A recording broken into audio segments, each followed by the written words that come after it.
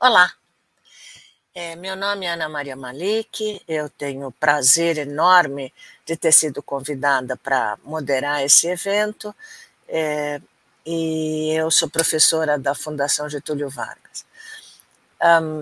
O nome do evento, quer dizer, o nome do enquadramento é Value-Based Healthcare como pilar da transformação na saúde, e o nome do nosso debate é Transição do Modelo de Saúde, pacientes, indústria e contratantes como impulsionadores dos modelos de cuidado baseado em valor.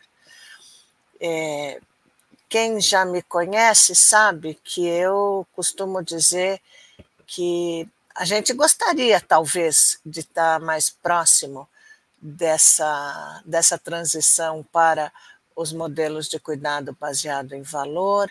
Nós gostaríamos muito de estar, de fato, deixando o tal do fee-for-service para trás, exceto nas circunstâncias em que é impossível lidar com ele, ou deixar de lidar com ele, e principalmente fazer, como está no título do nosso painel, trabalhar como se nós tivéssemos uma real cadeia de valor, na qual pacientes, indústria, contratantes, prestadores, operadoras e financiadores de maneira geral, estivéssemos todos na mesma cadeia, mas não na cadeia que nos impede de viver em sociedade, mas numa cadeia que funciona de preferência de maneira harmônica, orientada para a tal da saúde, que é uma coisa que realmente está longe do horizonte, infelizmente ainda, de quem trabalha no setor da saúde e, com muita frequência, também de quem forma profissionais para trabalharem no sistema, seja na área de prestação de serviços, seja na área de gestão. Então, esse tema é absolutamente premente. Nós, de novo, estamos ouvindo muito sobre a crise nas operadoras, a crise no financiamento, a discussão da inovação no âmbito da indústria, o paciente que está sendo menos bem tratado do que ele mereceria, tanto no setor público quanto no setor privado, ao mesmo tempo em que o nosso sistema único de saúde ainda não está sendo visto da maneira adequada, que seria a mais adequada para enxergá-lo, que é um sistema único no qual existe um componente público e um componente privado, que deveriam, de uma maneira ou de outra, interagir e não competir, que é mais um dos modelos nos quais se fala na tal da soma zero. Então, para isso, a ANAP fez uma combinação ótima, trazendo, então, e eu vou nominar um a um, né, a Kelly Rodrigues, que é a CEO, fundadora da Patient Centricity, que é uma empresa que trabalha pensando na experiência do paciente, por ordem alfabética. Primeiro Ladies First e depois Kelly vem antes dos outros nomes. Depois vem Renato Porto, que nos fala no âmbito da Interpharma, o que significa a indústria, né? E a indústria das empresas inovadoras do mercado de farma, e o Vitor Piana, que é o CEO do Cancer Center AC Camargo, que está fazendo uma modificação importante no seu modo de olhar para a jornada do paciente, e também ele vai servir como o nosso representante do contratante, porque o AC Camargo também tem feito uma gestão inteligente da saúde da população, pensando nos seus trabalhadores. Então, isto posto, eu vou abrir a conversa, o debate, talvez, com a Kelly, para ela fazer a sua introdução, para depois a gente ir para frente, e aguardamos ansiosíssimos as perguntas da nossa plateia. Obrigada, doutora Ana, é um prazer estar aqui com esse time. Tudo, acabei de lembrar que hoje é dia de ação de graças. Hoje é o dia do Thanksgiving nos Estados Unidos, e como eu aprendi quando eu estava morando lá há alguns anos, hoje em dia tem muita gente que, em vez de falar Thanksgiving, tem que falar em Friendsgiving. Então, eu quero agradecer muito a oportunidade de estar com os amigos hoje. Pronto, agora sim. Ai, que querida. Ela, como todo mundo já conhece, muito querida como sempre. Ana, uma honra estar aqui com você, moderando essa discussão com esses pares aqui incríveis. E eu acho que a gente vai ter uma boa discussão, viu, gente? Porque a gente estava nos bastidores, o pessoal da ANAP já estava aqui enlouquecendo, porque a gente não vinha, a gente não parava de falar, a gente já fez um debate antes, mas eu acho que a gente vai ter uma discussão muito interessante depois. Bom, prazer estar aqui com vocês. E eu aqui estou trazendo o ponto de vista do paciente, né? O quanto é importante. E a gente tem o quanto é importante a gente incluir o paciente verdadeiramente, dar a voz para o paciente fazer parte, para a gente realmente poder ter uma transição de modelo de cuidado. A gente já fala em VBHC lá nos Estados Unidos, tudo começou em 2006, mas começou efetivamente em 2013. E a gente já fala disso aqui no Brasil há muito tempo. E a gente sabe também das dificuldades, das questões todas de ter dados para fazer isso, para poder fazer todas essas transformações. A gente sabe também de todas as questões que estão acontecendo, todas as mudanças, as revoluções, tanto de tecnologia da informação, de inteligência artificial, que sei lá em que onda tecnológica que a gente está agora, onde tudo isso deve vir para nos ajudar, para agregar e para a gente realmente conseguir olhar por perspectivas diferentes. Quando a gente está falando de experiência do paciente, muita gente acha, como eu sempre digo, experiência do paciente não é satisfazer o paciente, não é satisfação e não é NPS, mas se você não tem nada disso, você precisa começar por aí. Mas, na verdade, a experiência do paciente é a gente oferecer melhores desfechos clínicos, né? E quando a gente está falando de VBHC, é óbvio que não tem como a gente ter melhores desfechos clínicos sem envolver verdadeiramente o paciente.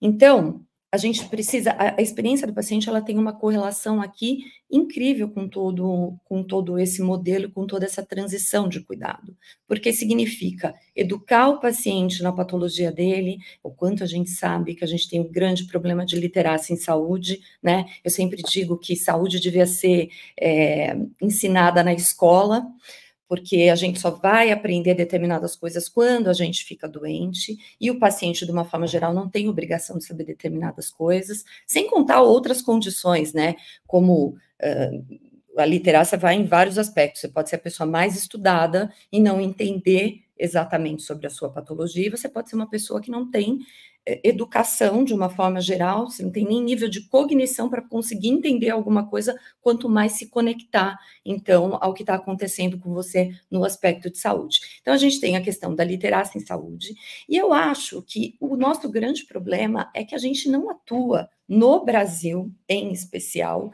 com um cuidado centrado de verdade. A gente fala que faz, mas verdadeiramente, de forma sistematizada, a gente não faz, né? A gente tem aí algumas iniciativas, mas quando é que de verdade a gente educa o paciente, envolve ele no tratamento com um plano de cuidado em conjunto? Quando que a gente tem cuidado coordenado, gente? De uma forma geral, a gente tem cuidado descoordenado, né? O modelo do SUS, ele é um modelo lindo, ele seria um modelo de cuidado coordenado, quando ele funciona dá tudo certo, mas a gente sabe que nem sempre, em todos os lugares, etc, etc. Quando você está internado, teoricamente, você tem um cuidado coordenado, porque você está ali, naquele ambiente, com todo mundo junto, ou então na fase da pediatria, ou então na fase da geriatria, mas de uma forma geral, ou então em determinados casos, como, por exemplo, a oncologia, que a gente tem toda a navegação ali do paciente. Em determinados casos, porque a gente sabe que não é também em todas as instituições que isso funciona.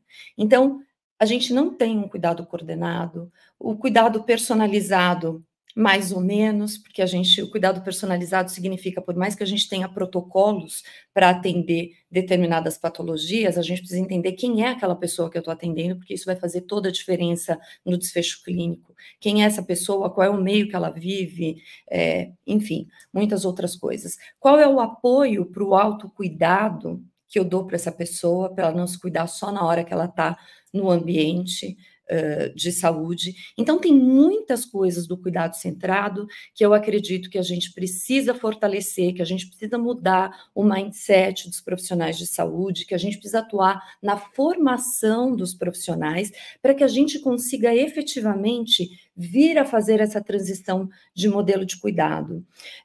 O que eu tenho acompanhado muito nas instituições, de uma forma geral, que a gente faz aí muitos trabalhos, a gente vê, por exemplo, linhas de cuidado que estão sendo observadas, onde tem as coletas de PROMs e PRAINs. Então, vocês já devem estar aí habituados com o que é PROM e PRAIN, né? O Patient Reported Outcome Measure. Então, são desfechos que importam para o paciente, e os PRAINs, que são os Patient Reported Experience Measure, que também são assuntos de experiência que importam para o paciente, como você foi envolvido nas decisões de tratamento, você entendeu tudo que estava acontecendo com você durante a sua jornada. E aí o que a gente vê é que hoje, mesmo quem tem escritório de valor, tem muito aí coleta de dado, mas efetivamente ainda não atuando para olhar para essas informações para realmente poder mudar a experiência. Então, eu vou deixar depois para a nossa discussão, porque senão eu vou ficar aqui falando muito, e a gente tem muita gente interessante aqui para escutar uns assuntos que são complementares, mas de verdade, gente, não dá para a gente falar num modelo de transição de cuidado onde a gente não considere o paciente. A gente precisa mudar esse mindset. Tem que ser uma coisa, não como é feito até hoje, de dentro para fora da instituição, ou só olhar uma questão dura assistencial e a gente não entender as perspectivas do paciente. E a gente precisa entender a perspectiva do paciente, envolver o paciente, para isso a gente precisa educar o paciente. Pronto, doutora Ana, já passei aqui a bola para o próximo. Tá bom, por enquanto você passou a bola para mim, mas obrigada, eu acho que você trouxe umas colocações fundamentais, inclusive falando nos PRAMs e nos PROMs. Tem talvez duas questões que eu gostasse de abordar, mas vou falar assim rapidinho.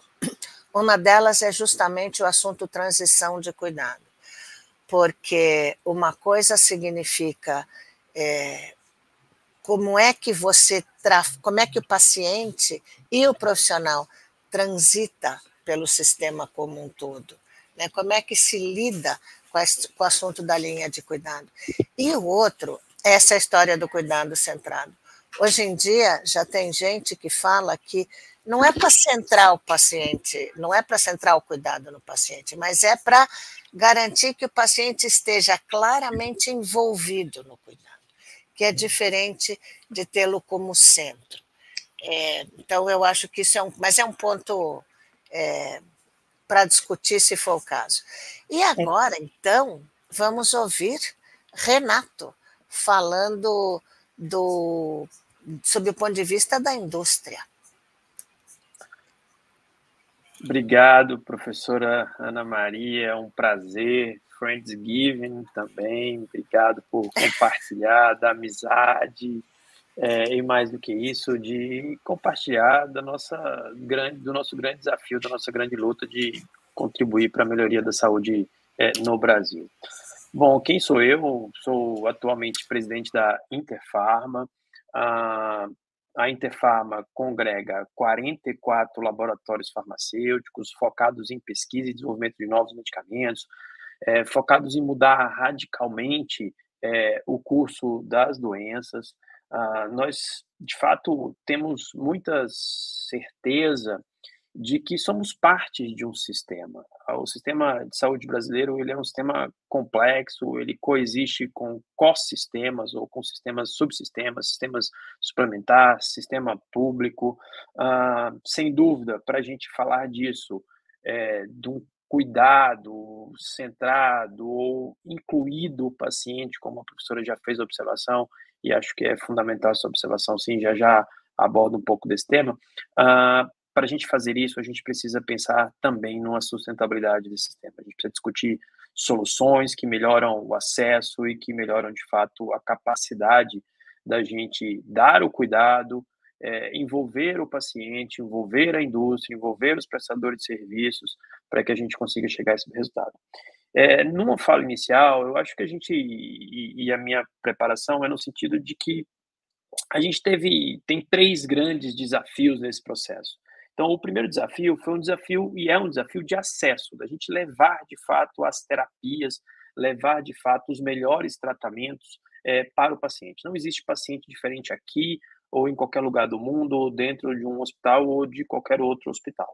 O paciente é o mesmo, ele tem que ser atendido com a melhor tecnologia que for adequada para este paciente. Também é preciso que a gente entenda, e acho que esse talvez tenha um desafio quase que já vencido, é um desafio constante, mas é um desafio já já tivemos bastante contribuição nesse processo, que é o desafio, de fato, de levar a droga. A gente tem droga, a gente tem os melhores tratamentos, a indústria inova radicalmente, inclusive isso muitas vezes é crítica, porque os medicamentos chegam precocemente, a sociedade conhece que esse medicamento foi desenvolvido em algum país do mundo, exige que esse produto esteja aqui, a gente tem uma base constitucional no Brasil que o tratamento deve ser dado aos pacientes. Então, isso foi vencido na nossa opinião, é um processo já, digamos, muito bem estruturado e o Brasil é capaz de absorver essas tecnologias. A Anvisa está aí para provar, os produtos chegam rápido, a gente sempre critica que o rápido às vezes está demorando 2 anos, às vezes é 1 ano, mas a Anvisa tem cumprido com o seu objetivo de fato, trazer o tratamento para a população.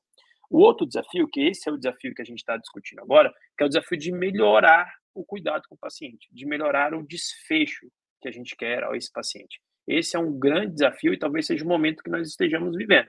Então, a gente precisa também comemorar que o Brasil saiu daquele status de que nós não éramos os primeiros países do mundo a ter aquela terapia. Nós já somos. Que bom que nós somos. Então, é preciso comemorar, e aqui cumprimento o meu amigo Brito, que hoje está como presidente da ANAP, que sempre nos diz isso. Vamos comemorar. O Brasil teve um grande resultado nos últimos anos. O desafio de fato, fazer o desfecho melhorar é um desafio atual. Então, como a gente faz isso, como a gente envolve o paciente, como a gente escuta o paciente, qual que é a melhor droga, não vamos desperdiçar recursos, o sistema está realmente bastante checado, ou seja, estamos checando várias etapas, a Interpharma está fazendo uma série de trabalhos para isso, então tivemos essa semana, por exemplo, professora Ana Marink, 2 workshops dentro da Interpharma, um com colegas da ANAP, colegas dos prestadores de serviço, outro com colegas do sistema de saúde suplementar, das operadoras, para que a gente, de fato, pense em soluções de curto, médio e longo prazo, com o objetivo de trazer, além de um sistema que, de fato, dê o melhor tratamento, para que esse sistema seja também sustentável. E aí eu conecto, e já estou falando, do terceiro desafio, que é dar sustentabilidade. Então, esses desafios não são excludentes, então não dá para a gente dizer que se eu cumprir o acesso, eu posso passar para o melhoramento do cuidado ao paciente e esquecer depois no final da sustentabilidade. Não, eles são desfechos para o nosso processo de trabalho, que é levar ao melhor sistema de saúde à população, eles são desfechos que não se excluem. Então, acredito que, de fato, pensando no medicamento certo, no paciente certo, com a dose certa, no momento certo, esses desafios, de fato, se nós cumprirmos com esses objetivos, a gente terá, de fato, incorporado um sistema ou aprimorado o nosso sistema de saúde no Brasil. As empresas da Interpharma, mais uma vez, estão completamente à disposição, fazem isso diuturnamente, e a Interpharma, sem dúvida nenhuma, vai contribuir nesse processo. Muito obrigado numa primeira fala, professora Ana Marink, que estou à disposição contribuir, de fato, com esse debate que aqui é muito rico. O Vitor está aí para mostrar também todo um sistema no dia a dia. Obrigado, professora. Obrigada a você, Renato. E eu acho que é importante a gente pensar o seguinte, se não fosse a indústria, a gente teria problemas, porque, afinal de contas, o desenvolvimento da indústria, junto com o saneamento, mas as vacinas, os medicamentos, as novas drogas, até os novos equipamentos, são uma parte importante dos avanços que a gente consegue ter na saúde, né, no aumento da expectativa de vida e até da qualidade de vida em alguns casos. Às vezes, eu já conversei sobre isso com o Renato, dá a impressão de que é como se o sistema fosse contra a inovação. Eu acho que a questão não é essa, eu acho que a questão é saber como tornar essa inovação acessível a todos e de uma maneira que faça sentido. Então, obrigada por trazer essas contribuições e por lembrar das palavras do nosso querido Brito Sempre Sábio, que mostra que a gente tem que comemorar como 35 anos depois, por exemplo, de começar o SUS, nós estamos de fato melhor do que estávamos antes. Isto posto, eu vou passar a palavra para o Vitor, e gostaria de... Então, o Vitor no AC Camargo, ele poderia falar só como prestador, que é fundamental quando a gente fala na transição, né, do tipo de cuidado que a gente vai fazer, mas também como contratante, por causa da experiência que ele tem na área de saúde da população, que certamente é uma das áreas que mais me deixa motivada ultimamente. Então, obrigada por estar aqui. Poxa, Ana, mais uma vez, obrigado a você e a ANAP pelo convite. É um prazer estar dividindo esse espaço aqui com a Kelly e o Renato. De fato, bom, eu sou o Vitor Piana, médico, patologista de formação. Estou aqui no AC Camargo há 20 anos e desde 2016 fiz a mudança de carreira para a área gestora, né? Comecei como diretor médico, então durante 5 anos montei as linhas de cuidado, a eficiência das jornadas clínicas, a mensuração de desfechos e de custos, né, no nível do paciente. Então, seguindo aquela agenda do Porter lá, a gente está ali percorrendo os seis segredos da agenda de valor e já caminhamos bastante no 1, 2, 3 e estamos fazendo agora o 4, 5 e o 6, né? Bom, de fato eu estou aqui com 2 chapéus, né? Disposto a responder qualquer pergunta que a professora Malik, as ácidas todas, estou aqui por elas. A gente vê, eu gostei muito da fala do Renato, do remédio certo, na hora certa, na dose certa e no momento certo. A gente quer dar boas-vindas a todas as inovações, mas tem muita preocupação com o custo que eles estão trazendo para o sistema, e aí usar o remédio certo na hora certa, na dose certa, na pessoa certa, é absolutamente fundamental. Não temos tanto dinheiro que consiga pagar tudo para todo mundo. Eu vou dizer, na oncologia tem alguns hotspots de desperdício que a gente pode falar. Quimioterapia nos últimos 15 dias, 30 dias de vida é um indicador absolutamente tradicional nos Estados Unidos, na Europa, e a gente aqui não divulga os dados das instituições de quantos por cento dos pacientes que vão a óbito receberam quimioterapia nos últimos 15 ou 30 dias de vida. A gente tem aqui na AC Camargo, eu divulgo para as operadoras, nós estamos abaixo de 1%, e isso tem que ser trazido para o sistema, né? Tem medicamentos que a dose da bula é alta e pode, se for a metade, vai ajudar, vai ter menos toxicidade com a mesma cura. São todos temas que a gente pode trabalhar junto com a indústria. E eu vejo a indústria se aproximando nesse diálogo e buscando onde pode contribuir. Eu acho que o território de contribuição é enorme, Renato, e a gente quer ajudar. A fragmentação do sistema, eu sofro com ela, professora, tanto como prestador como contratante. Né? O nosso sistema ele não está organizado por linha de cuidado, ele está organizado por especialidade. Na oncologia, ninguém trata câncer com um especialista, precisa de uma vila de gente, né? São dezenas de especialistas ao longo de anos de cuidado. O que acontece no ano 3 está primariamente conectado com o ano 1, 2 e assim vai. e cada visita do paciente faz sentido se você vira a informação como um todo. E aí, quando a informação está fragmentada, o serviço está fragmentado, o paciente sofre, tem redundância de exames, procedimentos, coisas fúteis, e a gente precisa ajudar a desfragmentar o sistema. Acho que seria importante tanto aspectos regulatórios, como também os próprios prestadores darem as mãos para diminuir a fragmentação. Enquanto for esse cenário de competição, o paciente sofre muito, né? E a verdade é que um pedacinho com cada um não resolve para ninguém e fica pior para o paciente. Acho que a gente precisa também, como prestadores, né, encontrar e construir as jornadas. Se eu não tenho toda a jornada na minha casa, então eu vou me juntar com quem tem e construir uma jornada a múltiplas mãos para diminuir a fragmentação. E aí vem interoperabilidade, vem os dados, e precisa ter. O Secamargo está na oncologia há 70 anos, e a gente tem muita coisa dentro de casa, mas nem na oncologia a gente tem tudo.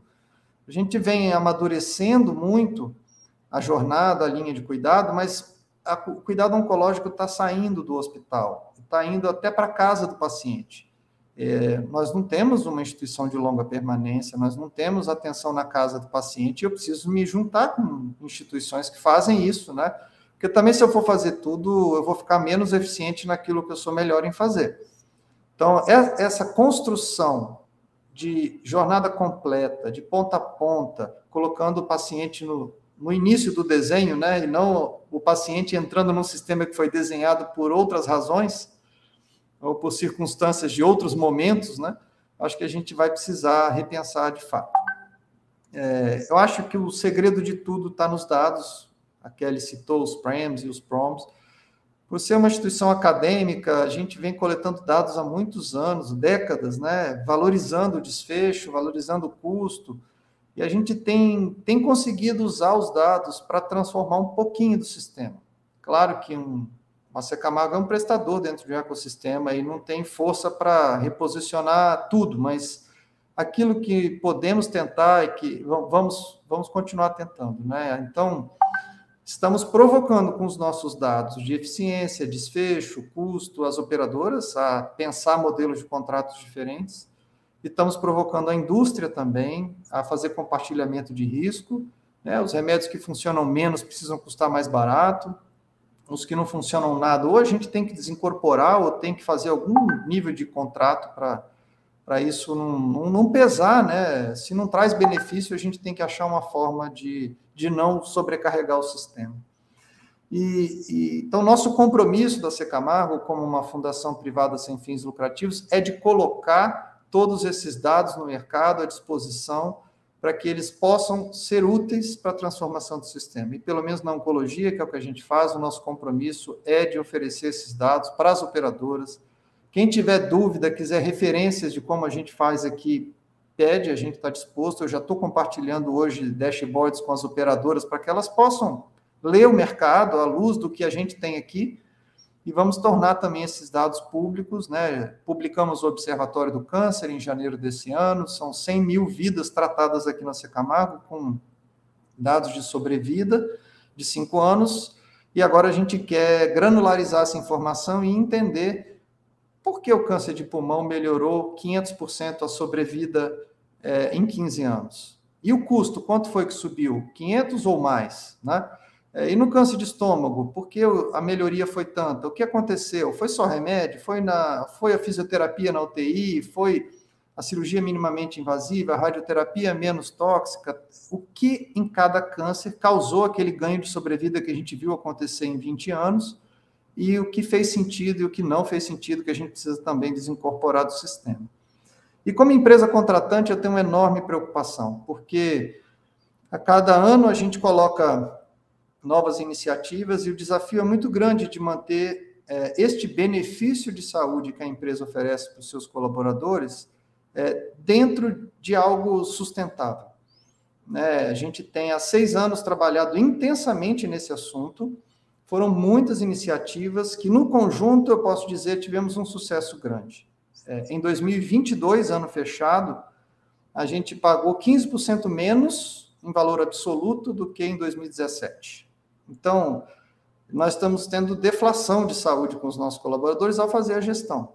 Isso, a gente precisou mudar o modelo de contrato, saiu de pré-pago para pós-pago, teve que rever rede de prestadores, teve que decidir o que é melhor ter dentro de casa que deixar o colaborador e fazer fora, mas, fundamentalmente, fazer o shift da sinistralidade para a prevenção.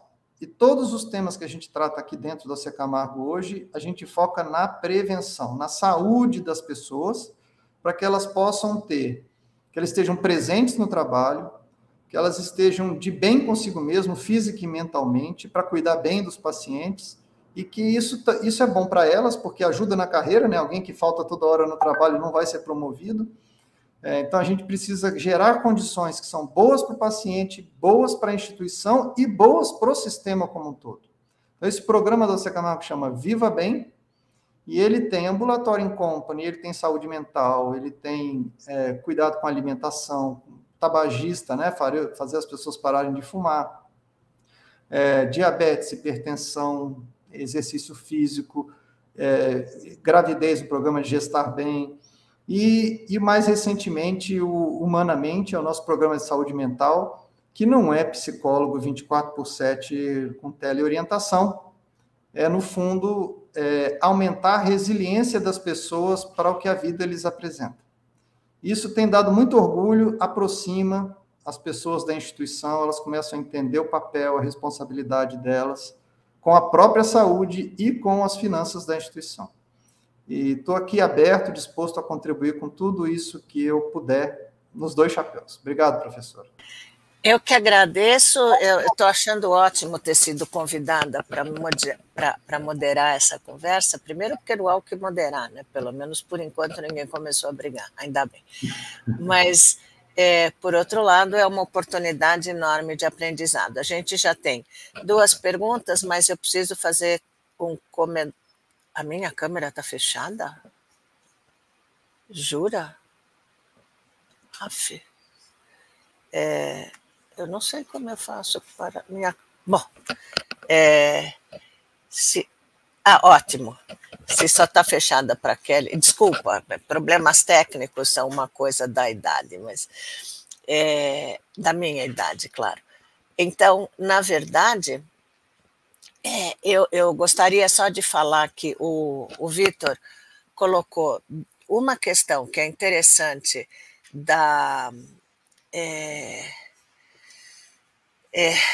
de algumas coisas fúteis que se faz e de algumas coisas que se duplica, e isso tem a ver com o jeito pelo qual o nosso sistema é organizado.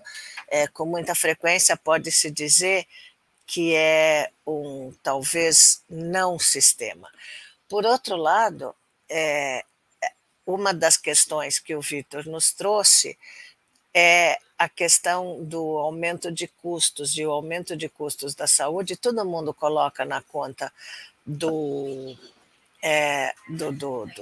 da indústria, mas entre os prestadores e as operadoras, a gente tem que, de como se faz a gestão dos custos de todo mundo da cadeia de valor, também é importante a gente considerar isso. Então, eu vou começar a fazer a primeira pergunta, que é do Álvaro Koenig. Espero estar falando certinho o seu nome. A pergunta do Álvaro é: para termos sustentabilidade, não seria imprescindível termos estudos de custo-efetividade e impacto orçamentário antes de incorporarmos novas drogas, principalmente aquelas aprovadas em fast track? Então, uma das coisas que eu acho que... Bom, primeiro é claro que o primeiro a responder essa pergunta vai ser o Renato, mas eu gostaria que o Vitor também entrasse nessa discussão, pensando como um prestador, e também a Kelly, porque, na verdade, existe uma coisa no nosso mercado que é a tal da assimetria de informações, e aí as pessoas contam para o paciente o que elas querem contar hoje em dia, e o paciente entende o que ele consegue entender. Então, eu gostaria que a nossa pergunta fosse analisada por 3 vetores possíveis. Renato, a palavra é sua. Professora.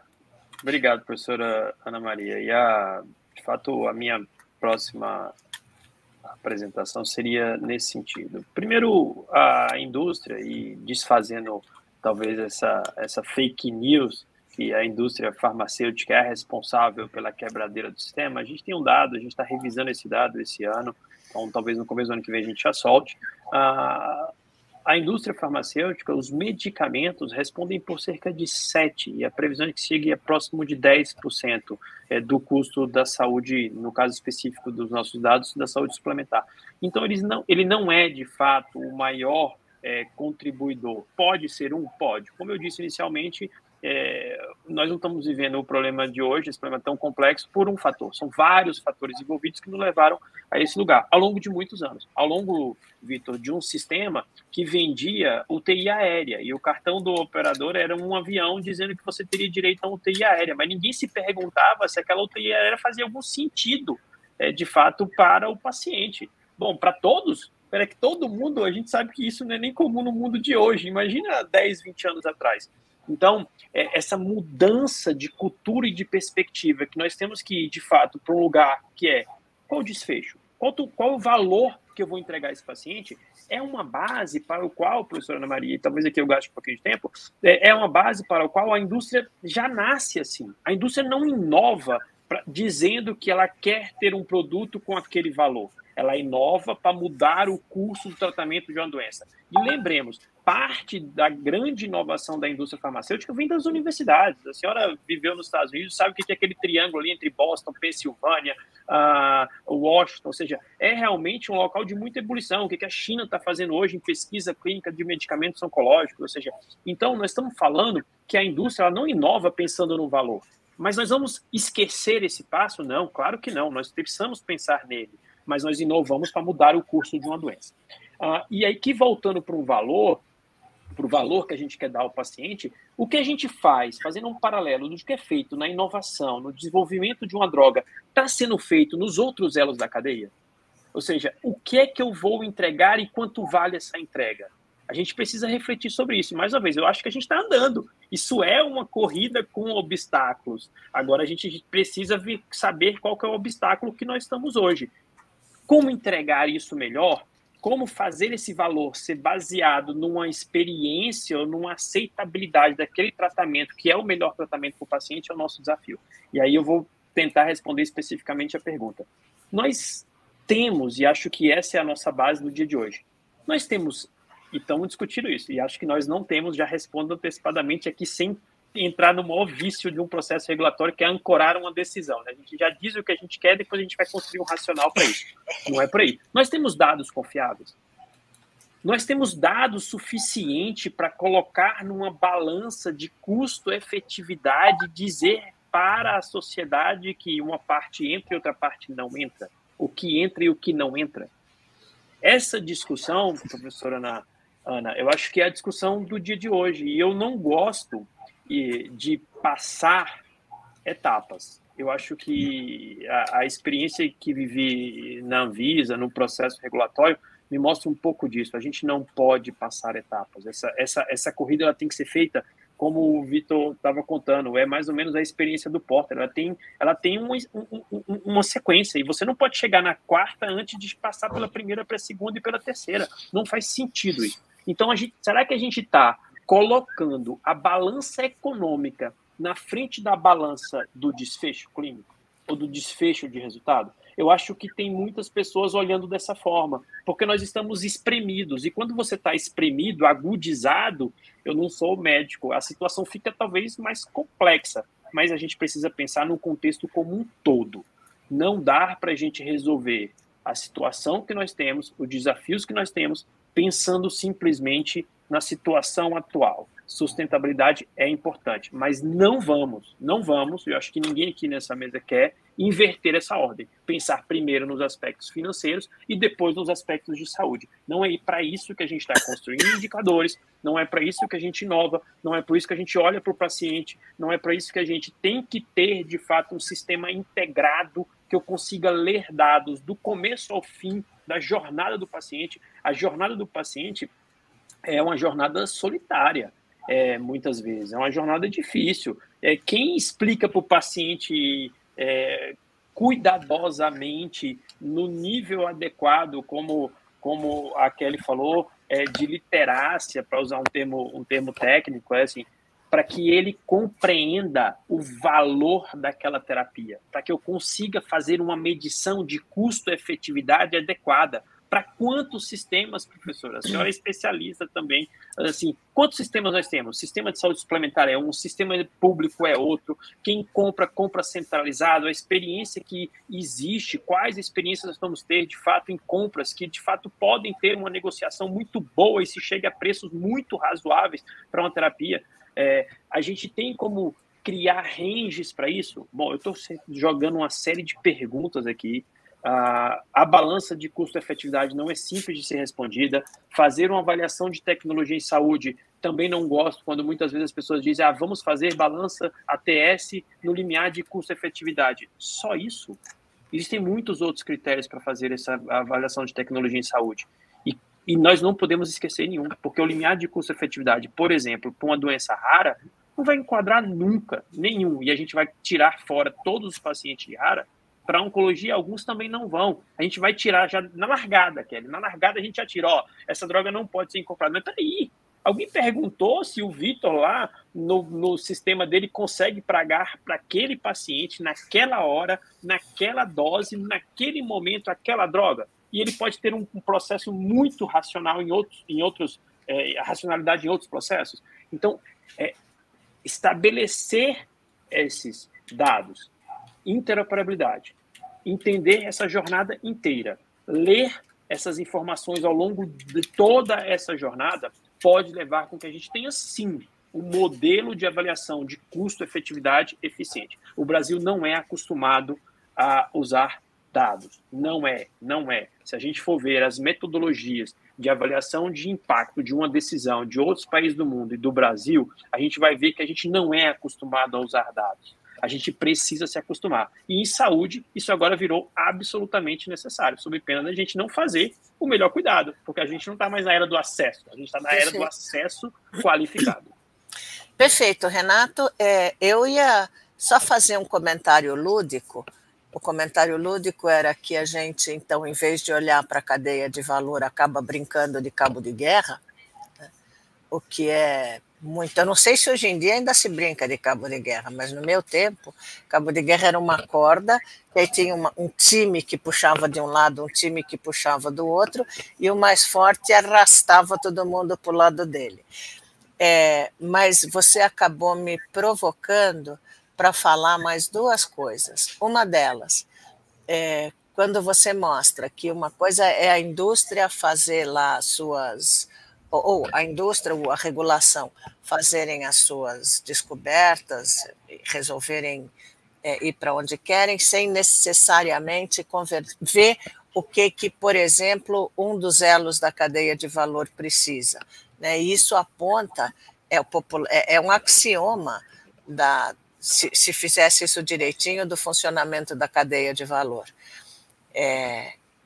E a outra coisa, aí eu achei que você mostrou um otimismo inacreditável, porque você falou que assim, temos diversos sistemas, é que uma das coisas que caracteriza o sistema é um objetivo comum. E aí, assim, achar que o nosso sistema público tem um objetivo em comum, e achar que todo mundo que está no privado tem um objetivo em comum, é prova de um otimismo inabalável. Eu acho que a gente tem que pensar que isso ainda precisa ser construído, mas tudo bem. Então, eu só não podia deixar de pontuar isso. Vitor, você seria o segundo e depois a Kelly.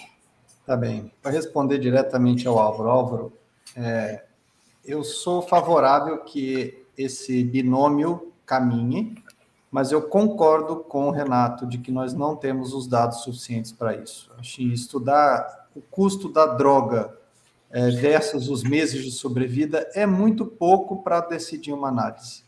Acho que a gente tem que estruturar, viu, Renato? Eu sou super a favor que a gente faça um olhar retrospectivo das drogas que incorporamos nos últimos 5 anos para ver que benefício de fato elas trouxeram e de que forma elas também contribuíram com redução de custos indiretos. Olhando no olhar bem macro aqui na Camargo, introdução de cirurgia robótica, terapia-alvo, imunoterapia e radioterapia menos tóxica, está fazendo a gente usar muito menos UTI, muito menos emergência e muito menos transfusão de sangue, por exemplo. E eu não acho que a ATS, na incorporação de um novo medicamento, vai considerar essas coisas. Então, eu acho que o olhar tem que ser mais amplo. Porque nós não podemos frear a chegada de novas tecnologias porque elas custam caro antes de eliminar todas as ineficiências do sistema. Certo? Se tem um dinheiro indo pelo ralo em outra coisa, eu prefiro usar esse dinheiro para testar um medicamento novo na prática. E aí também vamos reconhecer que trial clínico, que traz a droga para o mercado, às vezes são médicos de categoria olímpica, instituições de categoria olímpica e pacientes olímpicos. E quando vai para o mundo real, os médicos não vão ter tanto critério para indicar, as instituições vão ter outros critérios para usar aquele medicamento e os pacientes podem ter comorbidades que o trial excluiu, por exemplo. Então, é muito importante a gente saber o que aconteceu depois da incorporação também, usar dados de vida real para ver o que aconteceu. Nós já fizemos isso em alguns estudos aqui. A sobrevida de melanoma aqui na Camargo é 3 meses a mais do que o trial clínico disse que seria. Só que a gente tem usado protocolos europeus para fazer neoadjuvância e doses menores, e a gente está conseguindo sobrevidas maiores com doses menores. Talvez tenha soluções que não estão na bula do remédio, que a gente pode desafiar e pensar junto. Por que será que, se a gente não tem o dado do passado, por que a gente não pode ter para o futuro? Então, vai incorporar uma nova droga? Então, essa droga vai ser incorporada mediante o uso de um formulário obrigatório que vai coletar dados mínimos para daqui a 12 meses a gente saber se a gente vai manter a droga no mercado ou não. Ela tem que entregar no mínimo o benefício que o trial falou para ela custar o preço que foi colocado no começo. E aí a gente pode ver os custos indiretos, sabe? Vamos fazer prospectivo. Se queremos, de fato, ter os dados, vamos fazer juntos. Todo mundo vai ter que coletar o mínimo de dado para a gente estudar o custo dessas coisas. Acho que dá para fazer muita coisa, mas a gente vai ter que pensar junto. Um problema complexo como esse não vai vir espontaneamente de quem gosta de medir dado. Vai ter que ser top-down, alguma coisa regulatória para a gente poder incorporar. Eu acho que esse assunto de dados é absolutamente fascinante. Eu posso até fazer um comercialzinho. No último Observatório ANAP, eu escrevi um artigo sobre não adianta ter dado se você não usa. De verdade, é um pouco mais elaborado que isso, mas a mensagem é essa. Agora, eu estava me perguntando se a sua metáfora olímpica é a melhor metáfora, porque, assim, na verdade, nas Olimpíadas, desde o Barão de Coubertin, o importante é competir, e aqui, no caso específico, o importante é colaborar. Mas, desculpa, foi mais forte do que eu, Vitor. Você sabe que eu tenho problemas de conter esta minha enorme boca. Agora, eu acho que, sim, não é exato. Quando a gente está fazendo um trial, a gente está discutindo modelo, e quando a gente discute modelo, a gente tem que ter claro quais são as variáveis que a gente deixou de fora e quais as variáveis que a gente considerou. Não pode fazer de conta que nós estamos falando do mundo real. Mas por isso que eu estou achando ótima essa conversa. E aí, a Kelly vai falar, por exemplo, sobre o que o paciente quer, porque, no fundo, ele quer o melhor dos mundos. Ana, deixa eu fazer antes uma colocação. Eu adorei na verdade, essa analogia aqui do olímpico, porque eu nunca tinha pensado nesse aspecto dos trials por essa perspectiva, e realmente faz todo sentido, né? E aí, eu tenho hoje muitos clientes da indústria, e eu vejo, de verdade, a indústria farmacêutica numa virada, numa forma de querer atuar de forma colaborativa. Então, quando ela está fazendo essa incorporação de novas drogas, lembro de uma em especial que a gente participou, onde essa droga era infundida por 6, 7 horas. Aí veio uma nova droga, onde o paciente ia receber essa droga em meia hora no ambiente hospitalar de qualquer forma. Só que, assim, quais são os custos agregados que você está deixando de ter, quando a gente está falando de custo, né, do ambiente, do espaço que esse paciente está ocupando, mas também, não só falando de sobrevida, mas de qualidade de vida. Qual a qualidade de vida para esse paciente que precisava ir 3 vezes por semana no hospital, ficar 6, 7 horas para ter essa medicação infundida? Então, acho que assim, tem muitas outras coisas que a gente precisa avaliar e realmente, como o Renato falou, nem sempre isso é percebido de uma forma geral. Então, você está olhando ali aquele custo específico da droga, mas não está vendo todas as outras coisas que estão implicadas ali. Então, isso as operadoras precisam dar uma olhada para isso de uma forma mais ampla, e eu acho que a indústria está fazendo esse movimento, tentando colaborar para que mostre efetivamente esse custo, efetividade. Agora, falando do paciente, o que o paciente quer, gente? O paciente quer tudo, né? Óbvio que o paciente quer tudo. Então, assim, quando a gente vem...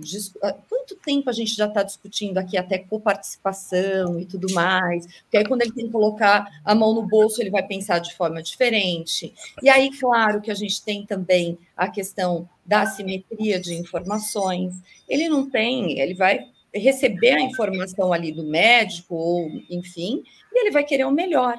E todos nós vamos querer o melhor. Se a gente estiver morrendo, se a gente tiver uma pessoa que a gente ama que está morrendo, e a gente escuta aí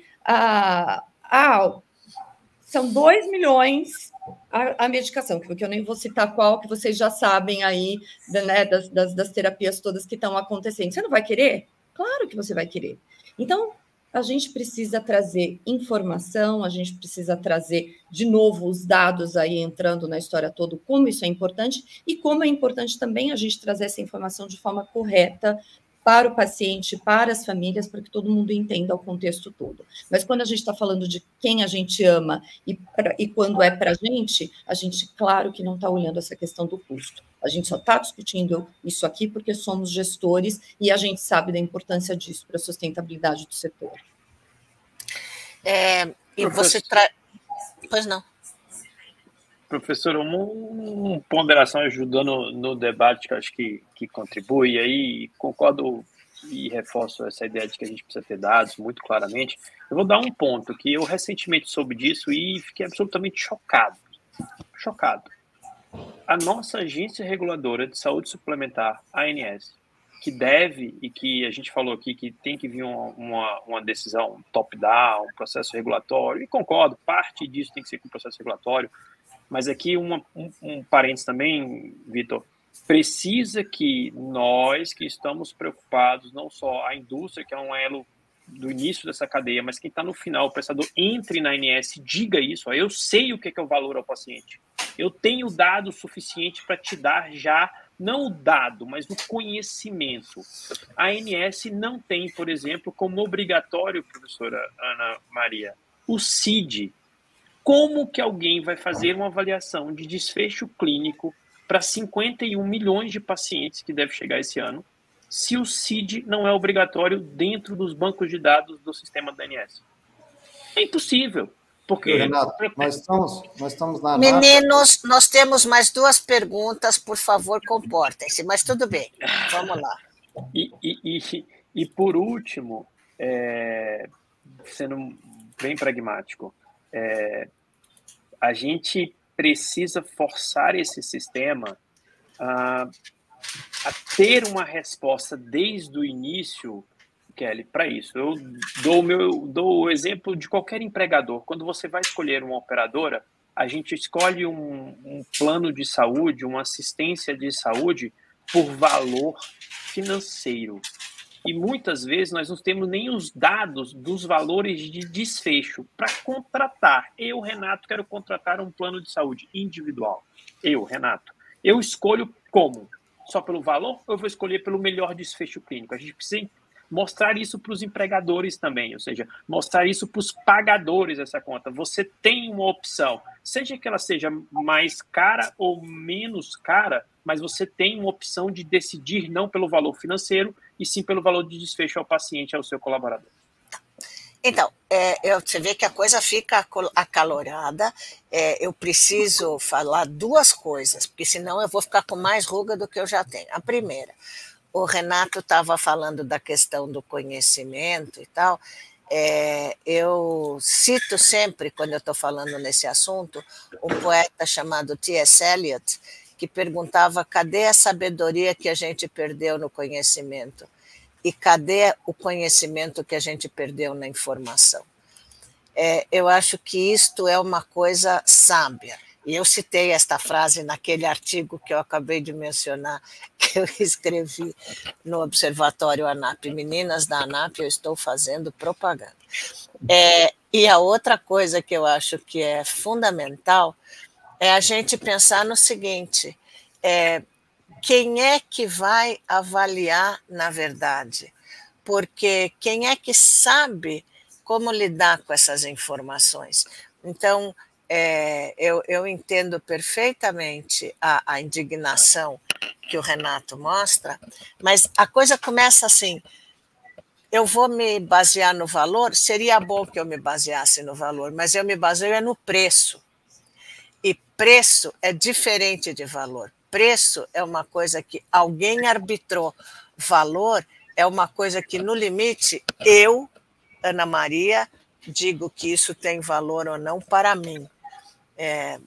E aí eu acho que a coisa começa a ficar ainda mais complicada, porque quando a gente fala em saúde baseada em valor, a gente acaba perdendo um pouco se nós estamos falando do individual e do coletivo, enfim, para que lado que a gente caminha. Mas vamos dar voz aqui ao nosso coleguinha Hernandes Gomes, que pergunta se há interesse do mercado de saúde em investir na aquisição de tecnologias de inteligência artificial e interoperabilidade para viabilizar a continuidade do cuidado e monitoramento de desfecho. E eu ainda vou introduzir o SAL, que a Grazi Escobar colocou, que é como acelerar a transformação para esses modelos, né? Porque a gente não tem transparência, a gente tem incentivos financeiros desvirtuados e muito foco no curto prazo. Por isso que a gente continua com o Fee for Service, como eu introduzi aqui o nosso debate de hoje. Então, será que precisa fazer top-down, utilizando regulação com incentivos legítimos atrelados a desfechos? Que aí já juntou os comentários do Renato e do Vitor, mas agora eu vou começar pelo Vitor. Bom, respondendo aos dois aí, o Hernandes e a Grazi, Yes. né? Eu acredito e sou otimista que as empresas de tecnologia e as startups de ciência de dados, se tiverem foco, elas vão ser as grandes transformadoras do sistema. Na hora que você traz o dado e coloca ele explícito, é impossível não fazer alguma coisa, né? E eu vejo operadoras começando a usar inteligência artificial e dados para fazer a melhoria dos seus processos. Eu vejo prestadores, e eu acho que a própria fragmentação do sistema pode ser reduzida de forma tecnológica, não necessariamente se os prestadores vão dar as mãos, mas o dado pode dar as mãos das várias instituições, e a gente conseguir diminuir desperdício e fazer os pacientes percorrerem a jornada esperada para a condição que eles têm. Acho que os pacientes vão ser empoderados com mais inteligência artificial, vão conhecer melhor as estradas que trazem mais saúde para eles, e aí vão ter os que vão adotar primeiro, os que vão adotar depois, mas é o começo da transformação. Também acho que precisa de algum aspecto regulatório para acelerar, né? Mas eu acho que, como o dinheiro está pouco no sistema, não tem dinheiro para irrigar todos os atores atuais, eu acho que a inteligência artificial, se usada para este fim de identificar desperdício, ela vai começar a privilegiar prestadores que têm uma entrega melhor, né? Não necessariamente o preço mais baixo, mas uma entrega melhor. Vai ter que equilibrar a necessidade do paciente e a capacidade de pagamento do setor isso é claro, né? Mas eu acredito sim, sou um otimista de que inteligência artificial e ciência de dados vão trazer uma transformação e vão transformar a revelia da vontade dos stakeholders atuais, na minha opinião. Tá? Aí responde um pouco da Grazi também, porque esperar a boa vontade de quem está no sistema atual agir diferente não vai dar tempo, professor. Eu acho que a gente não tem tempo para esperar um acordo de cavalheiros entre quem está atuando há tanto tempo da mesma forma. E de damas também.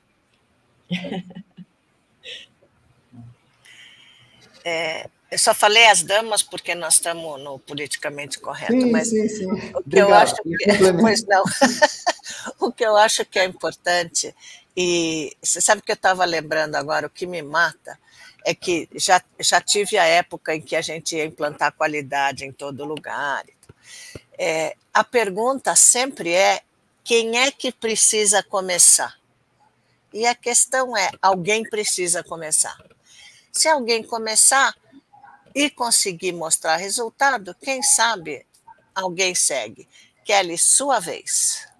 Eu concordo com tudo que o Vitor falou. Acho que a questão de inteligência artificial e de interoperabilidade são extremamente importantes. Acho que também esse movimento virá aí das startups que vão ajudar as instituições, e quando os números aparecerem aí não vai ter como negar.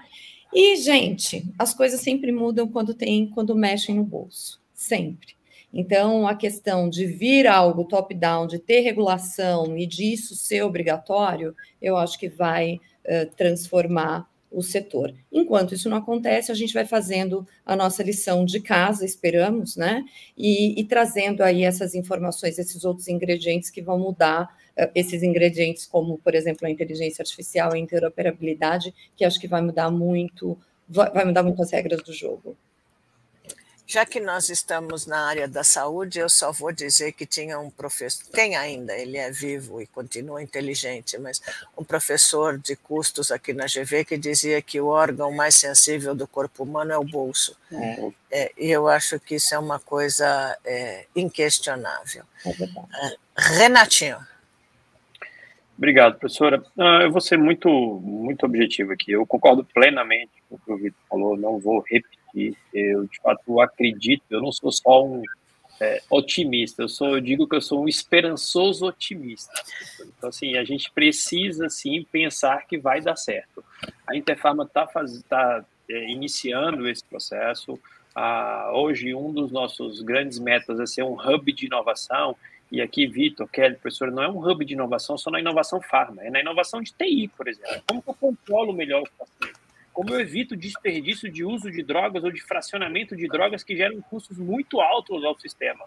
E para isso que eu disse inicialmente já na primeira fala, a Interpharma está fazendo uma série de trabalhos junto a operadores, junto a prestadores. Essa semana, uma manhã e uma tarde, com esses grupos para a gente pensar em soluções de curto, médio e longo prazo. E aqui está nascendo muitas soluções de TI. E eu concordo.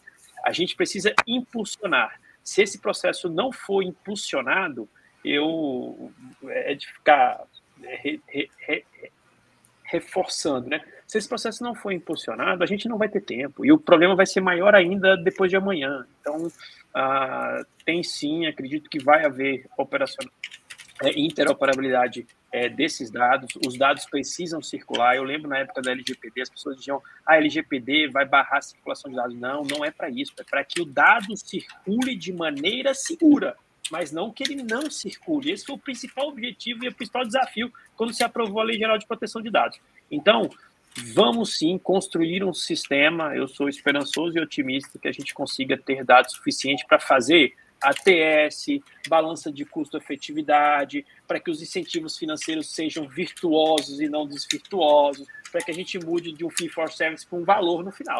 Porque a gente está querendo chegar lá no final. A gente está discutindo assim: vamos ter um valor ao paciente, vamos. Mas a gente precisa discutir 7 processos antes, para usar um número que eu gosto. E aí, quando a gente discutir esses 7, o valor vai ser transformado sem dúvida nenhuma. Acho que isso, de novo, traz uma discussão interessantíssima, que é a discussão sobre como que essa inteligência artificial vai servir de fato, porque as pessoas estão falando como se fosse o novo maná, né, essa inteligência artificial, mas, pelo menos por enquanto, a gente ainda controla um pouco o que acontece. Todo mundo aqui, o Renato, pelo menos, né, o Renato, o Vitor, a Kelly e os nossos os três espectadores que nos mandaram perguntas, sabem certamente que hoje em dia é praticamente impossível você chegar em algum lugar sem ter consultado o Google a respeito daquele assunto. Então, isso vale para o consultório médico, isso vale para alguma pergunta de pesquisa, isso vale para alguma droga, esse tal de ChatGPT é mais um jeito de mostrar isso. E a outra coisa ainda é como nós, né, seres humanos, vamos tentar ser mais úteis ou mais importantes do que a inteligência artificial, porque senão a gente vai se tornar absolutamente inútil. E eu duvido, Eudó, que qualquer um de nós se torne inútil, né? Então, o que faria com que a gente conseguisse usar a inteligência artificial a nosso favor e não que a gente tivesse que sair correndo a reboque dela? Kelly, começa você agora. Eu acredito, Ana, eu acho assim, é muito assustador, né, tudo isso que está acontecendo. Em janeiro, eu fui fazer uma imersão no Vale do Silício exatamente para tentar entender como eu conseguia trazer exponencialidade para o meu negócio, já que tudo que a gente faz é muito artesanal, né? E quando eu vejo o que aconteceu em janeiro para o que está acontecendo hoje, eu acho que a gente teve uma mudança, que a gente já estava falando em ChatGPT e tudo mais, mas eu acho que as coisas elas estão num crescimento exponencial tão grande e tudo está mudando de uma forma muito rápida. Então, para mim é muito assustador. Eu vejo coisas boas e coisas não tão boas, né? Mas quando a gente olha para o lado bom da coisa, dessa inteligência artificial, da inteligência artificial generativa e tudo mais, é a gente trazer as informações, a gente trazer as coisas, uma análise mais rápida, a gente trazer informações de um jeito mais eficiente, e claro que ele ainda não é tão eficiente, tem muita coisa, se você vai lá e faz perguntas e tudo, mas você vê que tem um monte de furo, um monte de coisa, mas eu acho que é um avançado, e a gente está nesse caminho. Então, a inteligência artificial, eu acho que ela vai trazer mais dados, ela vai condensar as coisas de uma forma mais rápida, para que, teoricamente, eu estou falando na teoria, tá, gente? Porque na prática nós vamos experimentar, para que, teoricamente, sobre tempo para a gente fazer aquilo que nos cabe no aspecto do cuidado, estou dizendo, né? Daquilo que é humano de verdade, daquilo que precisa ser feito. Mas eu acho que eu não tenho uma opinião assim 100%, porque eu acho que ela está em construção, é uma incógnita. Mas vamos olhar pela metade do copo cheia.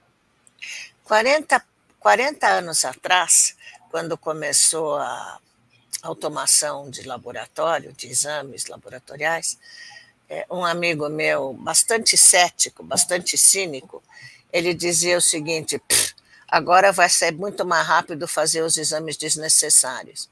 E se bobear, além de mais rápido, vai ser mais caro.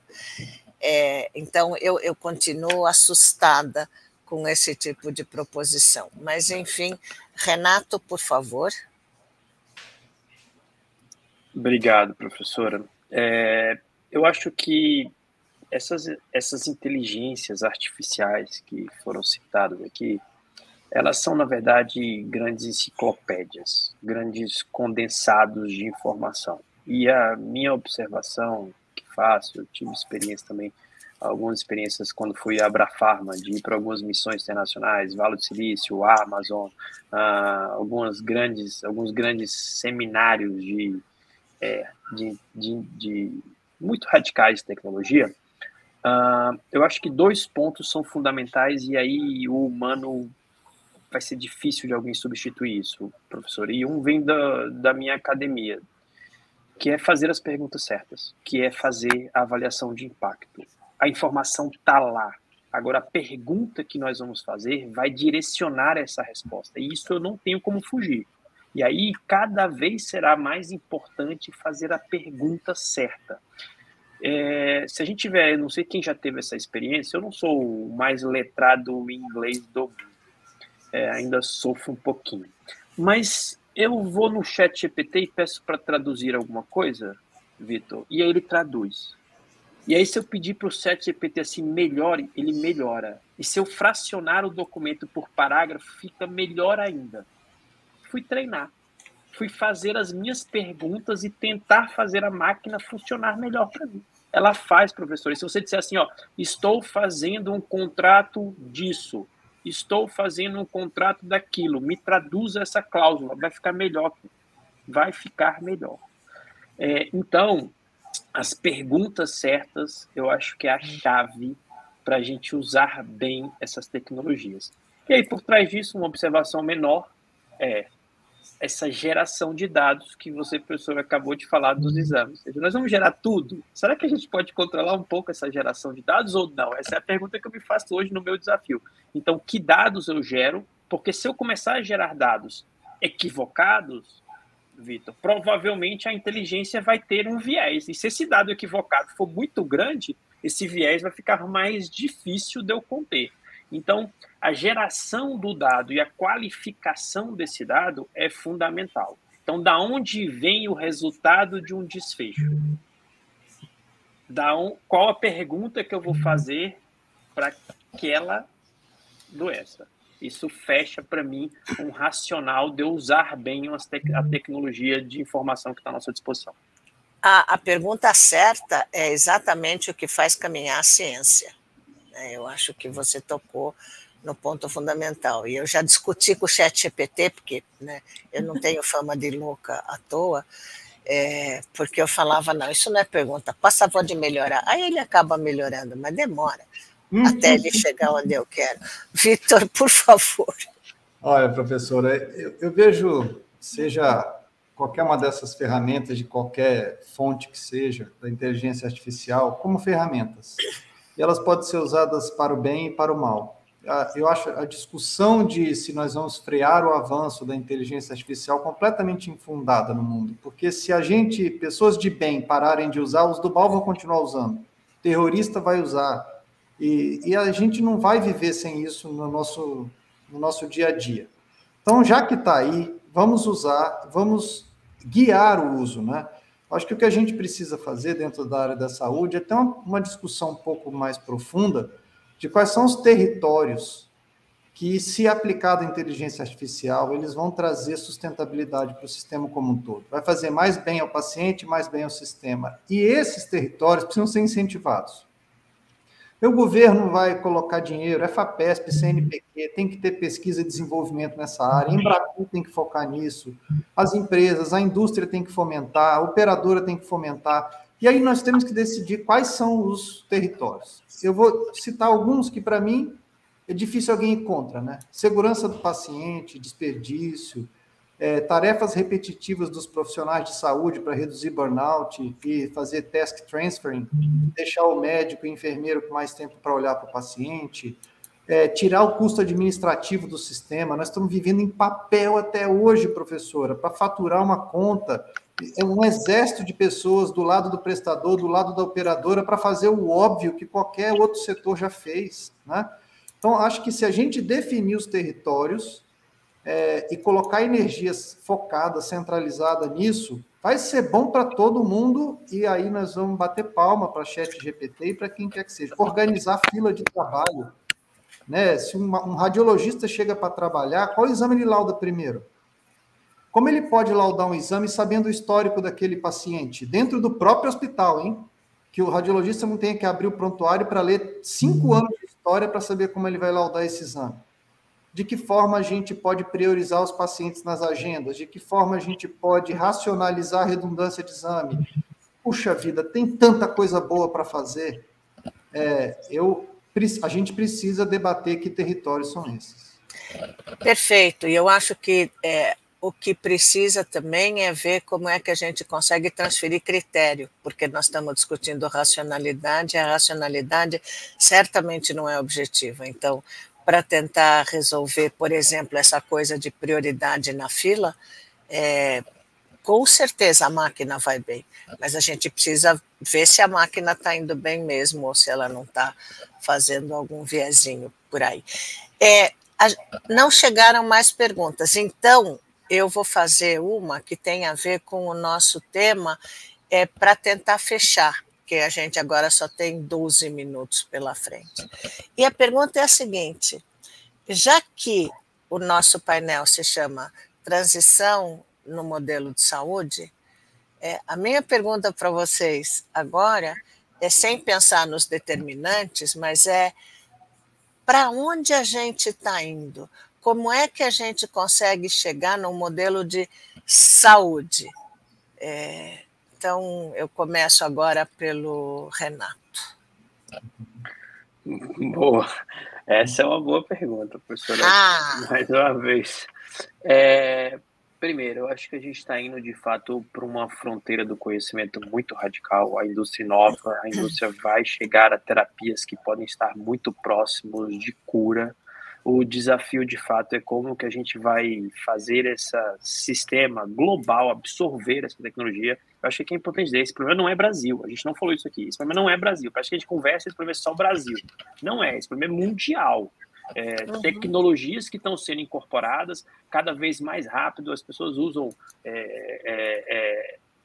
o dado de uma pesquisa, no outro dia seguinte, quando esse medicamento se mostra eficaz, o mundo inteiro já sabe, e no dia seguinte os pacientes já querem esse produto é avaliado pelas agências reguladoras dentro do melhor arsenal regulatório possível, é comprovado que esse medicamento tem benefício. A sobrevida global não é o único benefício avaliado hoje, existem outros benefícios avaliados, já foi passado, não é mais só hoje. Vamos adiante, colocamos drogas personalizadas, e temos diante na minha opinião, temos diante dos nossos desafios, fazer esse equilíbrio. Para mim, aonde a gente deve chegar? A gente deve chegar numa união de esforços, não dá para a gente esquecer primary care, não dá para a gente esquecer como que eu faço esse paciente se aproveitar de tecnologias que não são tecnologias remediadoras, são tecnologias de saúde. Então, como é que eu faço o paciente deixar de usar tabaco?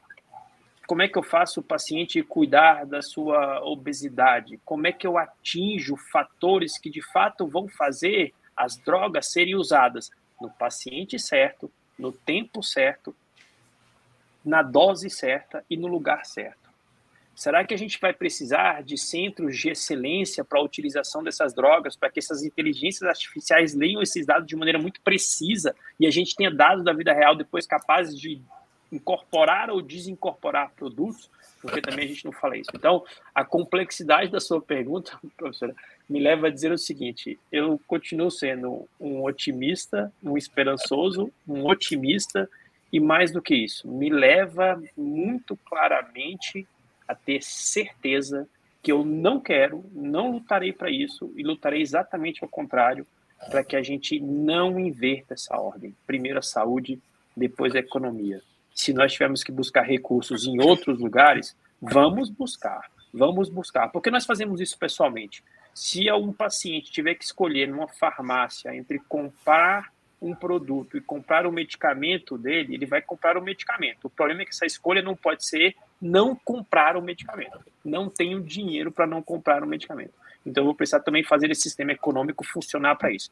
E aqui, para encerrar, queria chegar também no lugar onde a gente não tivesse, por exemplo, 46% de imposto sobre o medicamento. Queria chegar num lugar onde o Brasil não pagasse. Então, nós estamos falando aqui, Vitor, que nós não temos que dar sustentabilidade do sistema, mas eu cobro imposto sobre isso. 46%, quase 50% de um medicamento é imposto. Como é que eu faço isso ser diferente? Quando as pessoas dizem, o Brasil tem a droga mais cara, fake news, não tem. O sistema de precificação brasileiro, é um dos melhores sistemas do mundo, observado por vários países. Ele puxa o preço para baixo. a Kelly está aqui e garantindo que o paciente tenha a melhor qualidade que ele puder, desdolariza, tira o imposto, aí compara com os países o preço do produto, Kelly. Vou te mostrar que de 26 países nós estamos entre os melhores do mundo. Então, assim, quero estar no lugar que a gente tenha medicamento, que a gente tenha o melhor tratamento ao paciente e que a gente tenha recursos para pagar esse melhor tratamento. Esse é o que eu penso para o futuro. Acho ótimo. E, assim, se desdolarizar e tirar os impostos, a gente vai entrar de novo no fabuloso mundo de Bob, infelizmente. Mas o feirante que vende na barraca de frutas que eu frequento, toda vez que eu reclamo que está muito caro, ele fala para mim, melhor gastar comigo que na farmácia. Eu acho que o ponto de vista dele está corretíssimo. Talvez a comparação é boa, mas ela não necessariamente é sempre correta. Mas é um jeito bom de olhar para isso, né? Enfim, Vitor. Professor, eu fiquei com dúvida se a pergunta para onde nós estamos indo, é nós 4 aqui ou todo mundo? Não, amor, o sistema. Então, o egossistema ou ecossistema?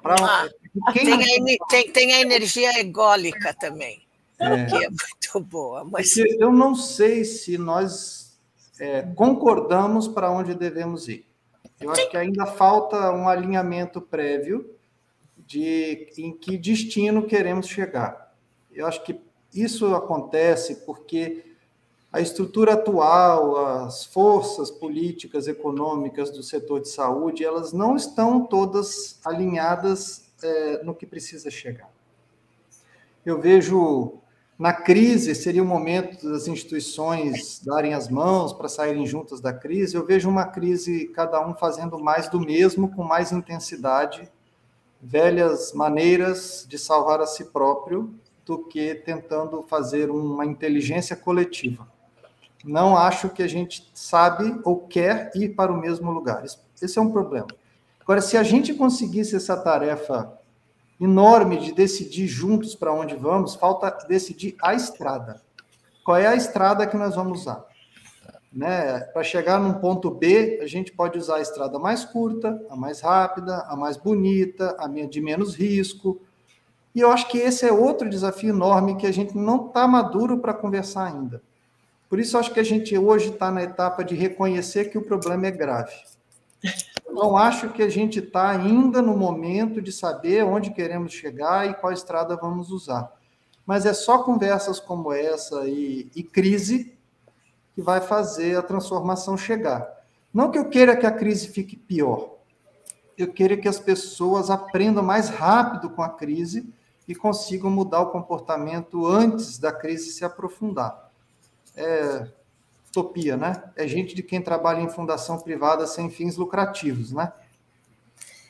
Eu ia dizer, Vitor, que crise não nos falta. Talvez nos falte a vontade de conversar, que é o que, por exemplo, nos dificulta ter uma governança clara para o sistema de saúde. Eu acho que você apontou para isso muito bem. Agora, pensando de novo nas questões da qualidade, cada crise ou cada problema é uma oportunidade de melhoria, dependendo de como a gente olhar para isso. Nesse caso, eu fico sendo a mesma otimista do Renato. Kelly.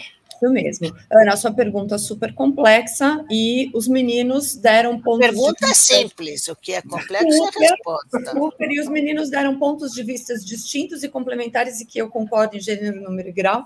E eu vou falar de algum... E eu acho que, assim, colaboração é a palavra que deveria funcionar. E aí a gente tem todas essas questões. Tem egos, tem políticas, tem 500 mil problemas. E eu também concordo que esses problemas não são só do Brasil. A gente está, obviamente, focando aqui nas nossas necessidades, mas eu acho que o problema de modelo de saúde mundial é mundial. E por mais que a gente se inspire, eu, pelo menos, né, faço todos os anos lá a missão de experiência do paciente, que a gente vai para a Europa, que eu acho que é um modelo que, claro que com países muito diferentes, mas que é um modelo que tem muito mais a ver com a gente do que o modelo americano. por mais que a gente veja todas essas coisas, a gente se inspire em muitos modelos, a gente sabe que também todos eles têm as suas falhas e têm as suas questões para melhorar. Mas eu vou dar aqui uma outra perspectiva, é a gente pensar, talvez, no nosso arroz com feijão, é da gente voltar para o básico. A gente precisa atuar com educação em saúde, a gente precisa pensar como que a gente vai fazer promoção e prevenção, que a gente já fala tanto, como que a gente vai trazer isso para as pessoas de uma forma geral, como cada um tem que saber o que o seu papel impacta na sua saúde, no sistema, enfim. Então, acho que precisa atuar com educação, precisamos ter verdadeiramente uma atenção primária que funcione, a gente voltar lá para o antigo médico de família, onde a gente conseguisse ter mais coordenação do cuidado, continuidade do cuidado, né? Onde a gente tivesse efetivamente centros especializados para que as pessoas utilizassem na hora que elas realmente precisassem, tudo isso de forma coordenada. E eu acho que a outra palavra da vez é a gente, ou a frase da vez, é a gente trazer de verdade colaboração de todo mundo, mas trazer o paciente para colaborar, trazer o paciente verdadeiramente para entender a perspectiva dele e para nos ajudar a construir, inclusive, as soluções. Então, a gente precisa sair da nossa visão de dentro para fora, do nosso olhar corporativo, para a gente olhar as questões só internas e trazer essa questão de fora para dentro e fazer essa construção em conjunto. Eu também posso ser muito poliana nesse aspecto, otimista, mas eu acredito que essa é uma das maneiras. Eu vou aproveitar essa sua fala, Kelly, porque ela me despertou, quer dizer, essas últimas considerações de todo mundo, mas justamente essa sua última fala me despertou uma ideia que talvez seja um bom fecho para a nossa conversa de hoje, que é: temos que pensar globalmente, mas só dá para agir localmente. Então, eu costumo dizer que na Dinamarca eu dou conta, porque todos aqueles 14 habitantes que tem lá, está tudo certo. Nós temos aqui, não são 210, mas são 203 milhões de habitantes. É muita gente e, ultimamente, eu tenho dito que a gente tem desde território Yanomami até Porto Alegre, por exemplo. Então, e o Porto Alegre foi em homenagem ao Brito. Mas eu acho que é importante a gente perceber isso. Quer dizer, quando a gente quer discutir saúde da população, para pegar o que o Vitor tinha mencionado, não dá para pensar em 203 milhões de brasileiros ao mesmo tempo. Até dá, mas eles têm que ser, entre aspas, atacados por partes. Pode até escolher a questão da prioridade, mas se atacar simultaneamente, ótimo, só não pode dar a mesma solução para todo mundo. Então, quando a gente fala nessas coisas da transição do modelo e do que é baseado em valor, a gente tem que tomar muito cuidado para não chegar naquela metáfora da roupa tamanho único, que cabe em todo mundo, mas não fica bem em ninguém. Então, isto foi uma metáfora feminina, eu lamento, só a Kelly gostou. Ótimo. Eu acho que é importante a gente ter isso em mente, a gente tem que pensar em quais são as diferentes possibilidades, não de solução, mas de caminho. E para retomar uma coisa que o Vitor e o Renato tinham falado nas suas últimas falas, é fundamental começar. Se a gente esperar alguém começar para a gente ir atrás, a gente tem problemas. Então, acho que a gente tem que ir à luta e conversar. Como uma vez eu ouvi de uma pessoa para quem eu tinha perguntado o que um bom líder, um bom gestor em saúde precisa saber fazer, essa pessoa me disse que precisa ficar rouco de tanto ouvir. E a gente precisa mesmo ouvir, conversar, mas no conversar é mais ouvir do que falar. Só falar depois de ter ouvido. Eu acho que é o único jeito da gente levar a sério as ideias de governança, pensando que o Renato é formado em governança, também como é que a gente vai chegar lá?